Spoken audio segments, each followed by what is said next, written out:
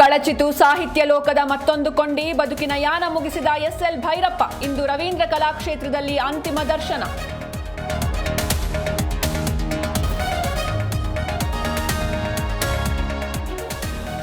ಮಧ್ಯಾಹ್ನ ಭೈರಪ್ಪ ಪಾರ್ಥಿವ ಶರೀರ ಮೈಸೂರಿಗೆ ಶಿಫ್ಟ್. ನಾಳೆ ಹುಟ್ಟೂರು ಸಂತೆ ಶಿವಾರದಲ್ಲಿ ಅಂತ್ಯ ಸಂಸ್ಕಾರ.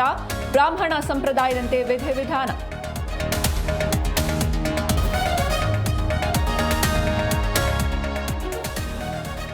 ಜಾತಿ ಗಣತಿ ಪ್ರಶ್ನಿಸಿ ಹೈಕೋರ್ಟ್ಗೆ ಪಿಐಎಲ್. 3ನೇ ದಿನವೂ ಮುಂದುವರಿಯಲಿದೆ ವಿಚಾರಣೆ.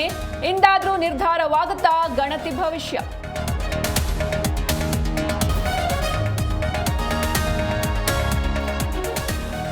ನಿಗಮ ಮಂಡಳಿ ಅಧ್ಯಕ್ಷರ ಪಟ್ಟಿಗೆ ಅನುಮೋದನೆ. ಕಾಂಗ್ರೆಸ್ ಹೈಕಮಾಂಡ್ನಿಂದ ಪಟ್ಟಿಗೆ ಅನುಮೋದನೆ. 39 ನಿಗಮಗಳ ಅಧ್ಯಕ್ಷರ ಪಟ್ಟಿ ಬಿಡುಗಡೆ ಬಾಕಿ.